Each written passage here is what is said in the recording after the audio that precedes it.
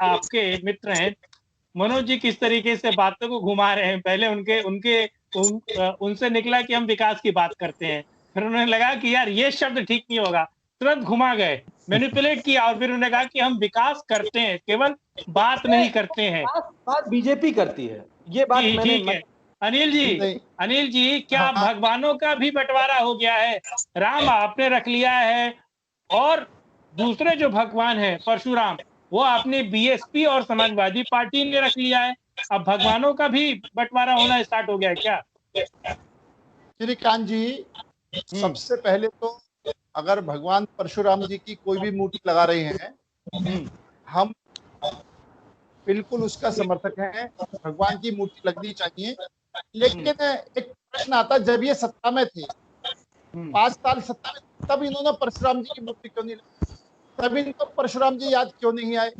और जिस तरीके से भारतीय जनता पार्टी ने अपने एजेंडे में रख करके राम मंदिर मुद्दा अपना एजेंडा था, 500 सालों से हिंदू समाज ने संघर्ष करा था, उस संघर्ष में हमने खुल करके साथ दिया था और 89 में हमने अपने एजेंडे में शामिल करके हमने राम मंदिर के सपने को पूरा करा। तो सुप्रीम कोर्ट का रहा। लेकिन मेरा ये कहना है, इनके अंदर इतनी हिम्मत और दिलेरी होनी चाहिए कि ये उसको कहें कि परशुराम जी के अपने एजेंडे में रखें कि ये जिस तरीके से हमने एजेंडा रखा, जिस तरीके से हमने एजेंडा करी, जिस तरीके से सामान्य आचार संहिता हमारे पास एजेंडे में लागू है, जिसको प्रयास में काम करेंगे। मेरा कहने का मतलब यह है कि सिर्फ वोटों को लेने के लिए, लोगों को रिझाने के लिए आप इस तरह की बात करेंगे तो लोगों की समझ में नहीं आएगा। और विकास की जो ये बात, हमने विकास करा है, हमने विकास की बातें करी हैं, तो निश्चित तौर पर टीवी चैनल पर आकर के बड़े बड़े विज्ञापन देख करके कहना बहुत आसान है। मैं फिर भी ये कहता हूं कि इन्होंने विकास करा है अपने परिवार का। मैं अपने परिवार का मतलब अखिलेश यादव जी के परिवार की बात कर रहा हूँ। इन्होंने विकास करा है सफाई में बैठ करके ऐश लेने का। यूपी की जनता सर्दी में गिड़गिड़ा कर मर रही थी और जनता ने इसको इनका जवाब दिया है। जनता ने इनको सत्ता से नीचे उतारा है। अगर इन्होंने विकास होता, इन्होंने वहां पर गुंडागर्दी नहीं हुई होती, सुशासन हुआ होता, तो सरकार इनको द्वारा, जनता उनको द्वारा चुनती। तो अनिल जी अभी विकास हो रहा है यूपी में? अभी विकास हो रहा है यूपी में? अनिल जी अभी विकास हो रहा है यूपी में? बदमाश बिल्कुल पूरी तरीके से विकास हो रहा है। अगर हम विकास के ऊपर ही चर्चा करेंगे तो जितना विकास इन 3 साल के अंदर, इन विकट परिस्थितियों में, आप ये परिस्थिति भी हो कि जो लगभग 5-6 महीने से कोरोना काल की वजह से पूरा संसार रुका हुआ है, फिर भी सारी लेकिन अनिल जी हापुड़ की एक लड़की है 4 करोड़ की स्कॉलरशिप मिलती है, अमेरिका में पढ़ने जाती है, वापस आती है, स्कूटी पर जा रही होती है, मन चले उसको मार देते हैं, उसके चाचा को मार देते हैं, रोमियो स्क्वाड गायब है। विकास की बात हो रही है सर, मंदिर की बात हो रही है, मूर्तियों की बात हो रही है। जी श्रीकांत जी, देखो इस तरह की दुर्घटनाएं बहुत बेहद चिंताजनक हैं और उसके लिए तो निश्चित तौर पर कानून अपना काम करेगा। लेकिन आप ये बात माने, इन ऑल यूपी के अंदर कानून व्यवस्था में बहुत अधिक सुधार हुआ है। आज पूरे यूपी के और जितने भी तीर्थ स्थल हैं उन पर भी हम डेवलपमेंट कर रहे हैं। आज मथुरा के अंदर वृंदावन में जाओ, कितना डेवलपमेंट हुआ, आप जाकर के देखें। मनोज जी से मेरा निवेदन है, एक बार वहां पर जाकर के डेवलपमेंट भी देखें। हम पूरी तरीके से डेवलपमेंट कर रहे हैं, चाहे उसके अंदर गांव के देहात तक की सड़कें बनाने का काम हो, बिजली देने का काम हो, खाद देने का काम हो। ठीक है अनिल जी, वापस आता हूं मैं आपके पास। ठीक है मनोज जी, जी सिर्फ एक मनोज जी को बताओ, हमारा नारा है सबका साथ, सबका विकास, सबका विश्वास। सबको विश्वास में लेकर के चल करके हम यूपी का विकास कर रहे हैं और सबका साथ दे रहे हैं। चलिए मनोज जी एक लाइन में जवाब दीजिएगा, क्योंकि मैं कांग्रेस के मेरे मित्र हैं राकेश जी, उनके पास जाऊंगा, फिर आगे भी पहुंचूंगा उर्वशी जी के पास। जी बिल्कुल। बीजेपी के लोगों को शायद अपनी बात को कहते कहते वो भूल जाते हैं। समाजवादी पार्टी किसी जात की लड़ाई नहीं लड़ती, लेकिन जब किसी जात पे अत्याचार होना शुरू होता है तो समाजवादी लोग मैदान में आएंगे, खुल के आएंगे, खड़े होंगे। अगर आप उसे राजनीति की बात कहते हो, आप वोट बैंक की बात कहते हो, तो आप आरोप लगा सकते हो, आप फ्री हो। लेकिन आऊंगा अनिल जी, आऊंगा आपके पास। 150 से ज्यादा को मैं चैलेंज देता हूं कि अपना राष्ट्रीय अध्यक्ष ये किसी यादव के अलावा किसी और को बना के दिखा दें। अनिल जी आता हूँ अनिल जी, आऊंगा आपके पास। एक बार उनका, आपके सूबे के सीएम तो हनुमान जी को दलित बता देते हैं जी। श्रीकांत जी, सबसे बड़ी बात जो ये परशुराम जी की मूर्ति का मुद्दा है, ये जातिवाद का जहर जो है, ये जातिवादी पार्टी जातिवाद का ही जहर घोलेंगी। अखिलेश जो ये तो जातिवाद की बात कर रहे हैं, अखिलेश यादव जी वहां के उनके राष्ट्रीय अध्यक्ष हैं। क्या ये समाजवादी पार्टी किसी दूसरे व्यक्ति को, अखिलेश यादव जी के अलावा किसी दूसरी जाति का व्यक्ति क्या इनकी पार्टी के अंदर राष्ट्रीय अध्यक्ष बन सकता है? ये प्योर जातिवादी की राजनीति करते हैं और जातिवादी का जहर घोलने के लिए, शांत यूपी को खराब करने के लिए अब ये जातिवाद की राजनीति करनी शुरू कर दी है। और निश्चित तौर पर इससे बड़ा जातिवादी कोई नहीं सकता। और ये जो आज के दिन जो ये हमसे इस बात का आरोप लगाते हैं कि भारतीय जनता पार्टी जातिवादी की बात करती है, भारतीय जनता पार्टी ने भगवान राम की बात करी। भारतीय जनता पार्टी, भगवान राम जो है सभी जाति के भगवान हैं, चाहे उसके अंदर वन में रहने वाला वनवासी क्यों ना हो, शहर में रहने वाला, गांव में रहने वाला। तो निश्चित तौर पर ये जातिवादी की राजनीति, चाहे समाजवादी पार्टी हो चाहे बहुजन समाजवादी पार्टी हो, अगर जातिवादी की राजनीति, दोनों पार्टियां जातिवादी की राजनीति करती हैं और दूसरी जातियों को बहकाने के लिए, भड़काने के लिए इस तरह के हथकंडे अपनाती हैं। और कांग्रेस पार्टी तो परिवारवाद की पार्टी है, ये जातिवाद की। ये तो जिस तरीके से समाजवादी पार्टी और बीएसपी जातिवादी परिवारवाद दोनों है, एक ही परिवार का अध्यक्ष रहेगा और एक ही जाति का रहेगा। और कांग्रेस आपका अध्यक्ष रहेगा क्या?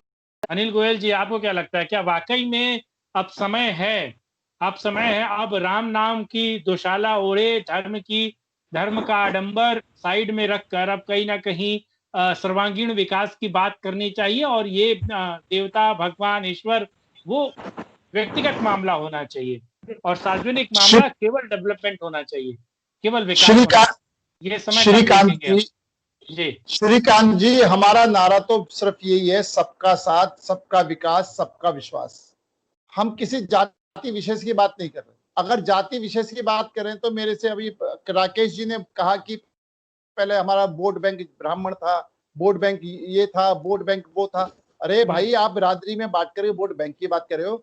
हम तो आराम वोट बैंक तो पूरे हिंदुस्तान का एक एक मतदाता हमारा वोट बैंक है।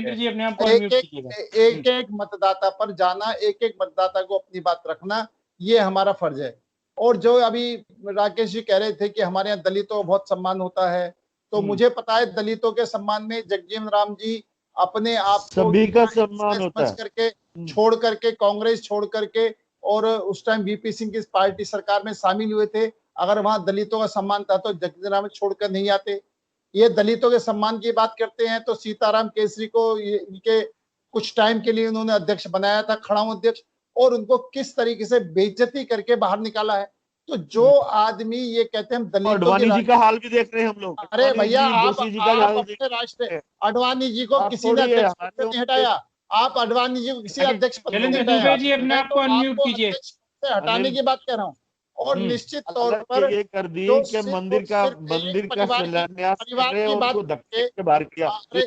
ओ भैया, राकेश जी उनको बोलने दीजिए, राकेश जी उनको बोलने दीजिए, राकेश भाई उनको बोलने दीजिए। आपके समय में कोई नहीं बोला, ध्यान रखिएगा। शैलेंद्र जी अनम्यूट कीजिए अपने आप को। जी नहीं बोला था। मेरी आवाज आ रही है श्रीकांत जी? हाँ, आ रही है। मैं शैलेंद्र जी को कह रहा था अनम्यूट करने के लिए।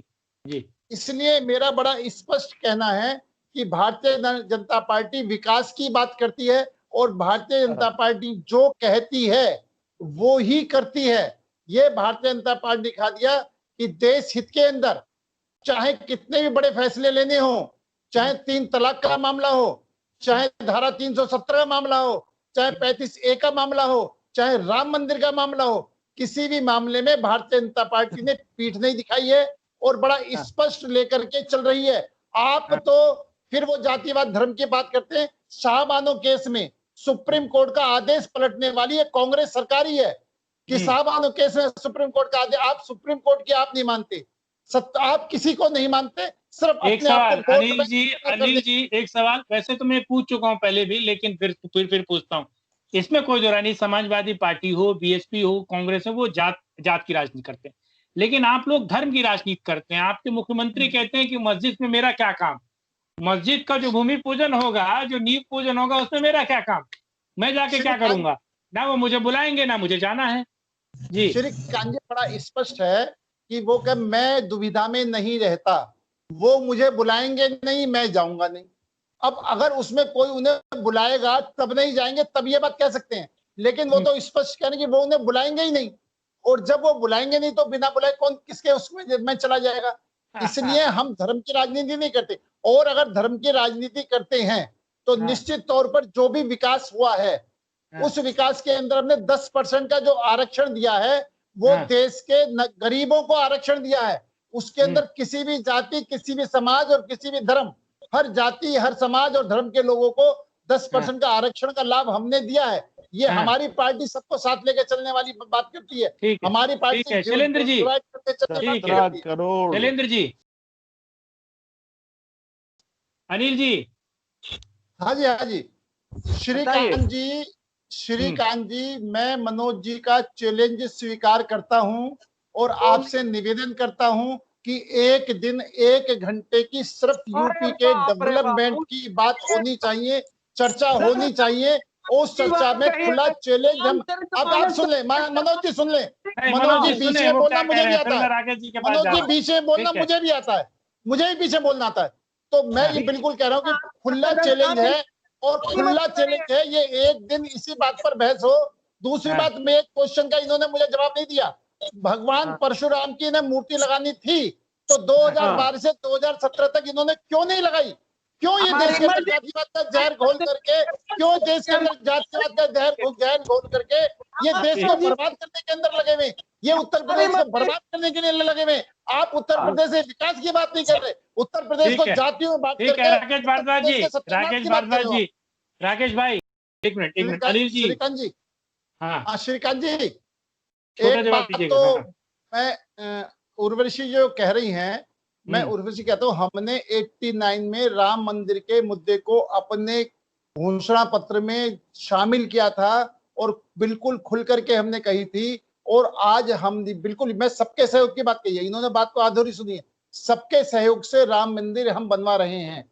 हमने बल्कि आप लोगों से जितनी विपक्षी दल ये कहता था, कहते थे कि हम रामलला में आएंगे, मंदिर में ही बताएंगे, पर तारीख नहीं बताएंगे, तारीख नहीं बताने तक का भी आरोप हम पर लगता था। तो निश्चित तौर पर हमने वहां पर, इसमें कोई दो राय नहीं कि हमने सुप्रीम कोर्ट के आदेश से बनाए, इसमें कोई दो राय नहीं कि सारी कानूनी मान्यताओं पूरा करनी नहीं बनाए, लेकिन सरकारों का काम है बाध्यताओं को, जो बाधाएं हैं उनको खत्म करना। हमने बाधाओं को खत्म करके राम मंदिर के निर्माण के काम की हमने शुरुआत करी है। इसलिए आप, ठीक है सर, मैं आऊंगा आपके पास, आऊंगा। शैलेंद्र जी, शैलेंद्र दुबे जी, ठीक, आवाज में दिक्कत है सर, माइक थोड़ा ऊपर करके बात करें, माइक थोड़ा ऊपर कर लें, हाँ लीड का। शैलेंद्र भाई आवाज नहीं आ रही है, शैलेंद्र भाई आवाज नहीं आ रही है, माइक जो लीड की माइक है वो नहीं, आवाज नहीं आ रही है शैलेंद्र भाई, अभी भी आवाज नहीं आ रही है। श्रीकांत जी, मेरा एक छोटी सी बात और रह गई थी भाई, राकेश जी के बात का जवाब देना था जरा मुझे। हाँ जी, बोले अनिल गोयल जी बोलिए। श्रीकांत जी, शैलेंद्र जी की आवाज नहीं आ रही है। राकेश जी ने कहा था कि जो अभी तक जनता ने को गुमराह करा, जनता को बहकाया, जनता ने मुद्दों पर, विकास पर काम नहीं किया, इसका मतलब ये जनता के आदेश को ये अभी तक भी स्वीकार नहीं कर रहे हैं। जब जनता इनको वोट देकर इनको सत्ता देती है तो इनको जनता के आदेश स्वीकार होता है। आज जनता ने इनसे कहा कि आप विपक्ष में बैठो, और ये विपक्षी भूमिका भी ठीक तरीके से नहीं निभा पा रहे हैं, और आरोप जनता पर लगा रहे हैं। इनको जनता से माफी मांगनी चाहिए। जनता ने, यही सी जनता ने 60 साल इनको सत्ता करने के लिए सौंपी थी, जनता का विकास नहीं कर पाए, देश का विकास नहीं कर पाए, और जनता ने जब नीचे उतार दिया तो आज इनको जनता दिखाई दे रही है। आज जनता इनको दिखाई नहीं दे रही। आज जनता को, आज जनता के आप, अरे राकेश जी सुन तो लो, आप किसी कीमत पर भी जनता को बेवकूफ नहीं कह सकते, आपको माफी मांगनी चाहिए। देश की जनता जनार्दन जिसका लाश है आप ही उसको आप बना रहे हो, नहीं कह सकते। आप जनता को गुमराह होने वाले शब्द इस्तेमाल नहीं कर सकते। जनता गुमराह नहीं हुई है, जनता बेवकूफ नहीं है, जनता समझदार है। जनता का निर्णय अंतिम निर्णय होता है जिसको सबको मानना होता है, और जिस निर्णय को सबको मानना होता है उस आप कल तक तो कोर्ट के आदेश, सुप्रीम कोर्ट के आदेश नहीं मानते थे, आज आप जनता की भी नहीं मानते हो, तो किस पर शासन करना चाहते हो? जनता की भी आप नहीं मानोगे, कोर्ट की भी आप नहीं मानोगे। अरे राकेश जी अपने क्षेत्र से शालिनी जी, हाँ राकेश जी बोले। उर्वशी जी, राम भक्तों पर गोली नहीं चलवाती बीजेपी, राम भक्तों पर गोली नहीं चलवाती, और जब राम भक्तों पे गोली लगेंगी तो हिंदू अपने आप में उद्दलित होगा, हिंदू इकट्ठा होगा। हिंदू का यहाँ बीजेपी मुस्लिम परस्ती राजनीति नहीं करती, आपने मुस्लिम परस्ती राजनीति करते हो। आप मस्जिद के मौलाना को आप महीने की देते हो, ये हालत आप मौलाना को, आप मस्जिद के मौलाना को